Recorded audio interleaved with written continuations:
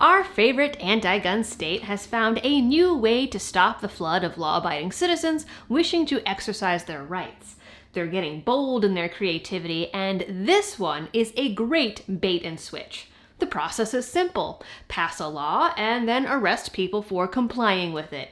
Easy peasy hokel squeezy. Keep watching to see how you too can become a petty tyrant.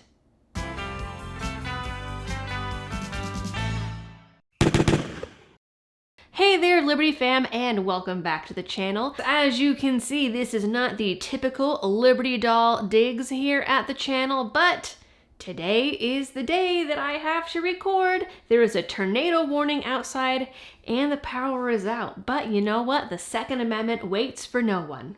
This is the brightest room in the house, so hopefully the audio and visuals on this are at least acceptable by the time I get to actually edit it. And we'll go for it.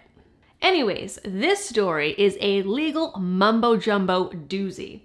But before I jump into all the details, I'd like to give a shout out to Arms List for being a supporter of the channel. With Arms List, you can shop your local area for amazing face-to-face deals or shop nationwide from their network of over 1,300 FFL dealers. If you're a seller, your monthly membership comes with no nonsense and no sales fees. So again, thank you to Arms List for your support and top-notch work. Okay, so I mentioned this story in another video, this one here in the cards, but thought it was outrageous enough to deserve an explanation and a video all of its own.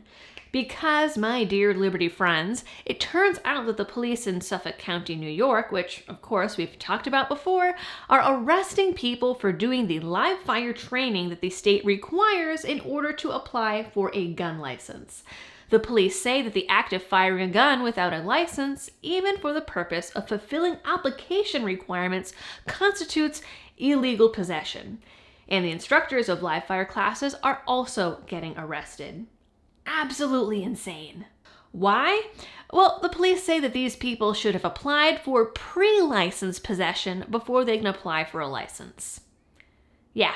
And what's more, they're also applying this twisted logic to folks who have restricted licenses that are trying to get the restrictions removed. So you could have a restricted license for, say, target shooting only, enlist in a class with live fire training to try and get your restrictions removed, and then get arrested for having a gun without a license. As a licensed individual. If this doesn't make sense to you, it's because you happen to have more than 2 brain cells to rub together. The state law includes an exemption for the folks who are doing the training to try and comply with the licensing requirements. There is also an exemption for people with restricted licenses, which says that they won't run afoul of the law until the renewal period. So that would mean that the police are not only being unconstitutional road tyrants, they're also breaking state law because apparently they think their badge comes with a free power trip. The allegations came out in Giambalvo v. New York. I haven't seen any news articles about police arresting people trying to comply with the State Concealed Carry Improvement Act, but that's also not exactly something we'd likely see in the media. After all, they would probably claim the police are just doing their jobs because gun owners scary and bad. But despite that, the police aren't denying the allegations and are even defending the alleged arrests in court, so I think that alone is pretty solid confirmation. Here's the allegations directly from the lawsuit. Unlicensed individuals who want to get the CCIA training out of the way while they await the issuance of their handgun license risk arrest and incarceration under an SCPD policy that ignores the state law exemption. Under SCPD policy, any unlicensed individual taking a live fire training class with a duly authorized instructor will be arrested and put in jail, as will the instructor.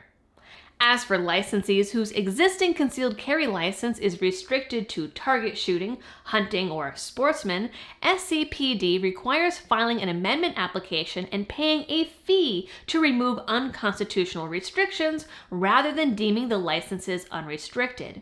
The only reason such licenses were not unrestricted upon issuance was the enforcement of the proper cause requirement banned by the Supreme Court in Bruin. SCPD's policy is to apply the CCIA regulations, including the 18-hour training requirement, to existing restricted carry licensees who seek to have their carry restrictions removed. But the CCIA does not apply to existing concealed carry licenses until the renewal period. Put differently, the CCIA only applies at issuance and renewal. SCPD's policy is unconstitutional. The lawsuit was filed by Zachary Giambalvo, a man who wants to take the required training class, but has been told he will be arrested if he does. He is joined by several other gun owners, and later Frank Maloney joined the case. Maloney is the owner and lead instructor at Renaissance Firearms Instruction, and according to the case, RFI has suffered actual economic harm from the forced cancellation of students who were registered to engage in live fire training as part of the 18-hour CCIA CCW training course as a direct result of SCPD's arrest policy. Giambalvo has a present intention to take the training class and faces imminent arrest when he does. Also, no plaintiff can be found eligible for a concealed carry license until the 18-hour course has been completed. One of the pieces of evidence in the case, referred to as the Maloney Declaration, contains uncontested admissions from SCPD Lieutenant Michael Komorowski that SCPD will arrest anybody who handles a pistol or revolver without a New York State pistol permit, and that SCPD is not honoring the exemption outlined in Penal Law 265.23-A, which clearly allows for training before a permit is issued, as it is part of the application process. Lieutenant Komorowski is in charge of the Licensing Bureau at SCPD and is directly responsible for creating its policies. He also continues to require good cause, despite such a requirement being struck down by Bruen, but that's no surprise. We already know that he chooses to enforce only those rules that he likes and ignores the ones he doesn't. In response to all this, the county basically repeated back the exemptions listed in CCIA in order to somehow justify their arrests. Check it out straight from the brief. Penal Law Section 265.203-A, enacted through the CCIA, exempts unlicensed individuals who engage in live fire training to obtain a concealed carry license from criminal penalties. Under SCPD policy, however, any unlicensed person who engages in live fire training to satisfy the CCIA requirements will be arrested, a fact left uncontested by the county. SCPD does not deny its arrest policy. Rather, it erroneously points to a separate and pre-existing exemption to justify its arrest policy. The exemption basically says that an unlicensed person can shoot at a gun club or in a target competition under NRA supervision only if they've already applied for a license or gotten permission for a pre-license possession.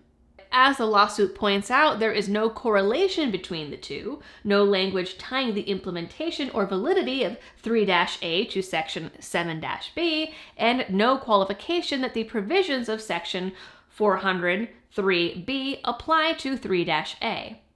Additionally, Section 3-A allows individuals no requirement that an application be pending to lawfully take the live fire training as required by 400.00, whereas while they are undergoing such training and are supervised by a duly authorized instructor. Section 7-B, however, allows pre-license possession of a handgun by a person who has applied for a license and pre-license possession, which generally applies to possession of a handgun for employment purposes. Plaintiffs are not seeking and did not apply for pre-license possession of a handgun under 7-B. Not to mention, the idea that you would have to apply for a pre-license possession ahead of applying for a license is absolutely insane. The suit was filed in August, and the county is trying to delay the case until after another New York case is decided. That case involves the social media requirement and has zero bearing on this case, and so the request was denied. But then a judge denied the motion for a preliminary injunction, which has been appealed, and it's moving up to the Second Circuit. That is it for this video, guys. Please like, share, and subscribe if you're new here. I promise if the audio is off, this is not the typical setup and sound. So please consider coming back. Drop a comment for the algorithm powers that be. And as always, thanks for tuning in and happy shooting.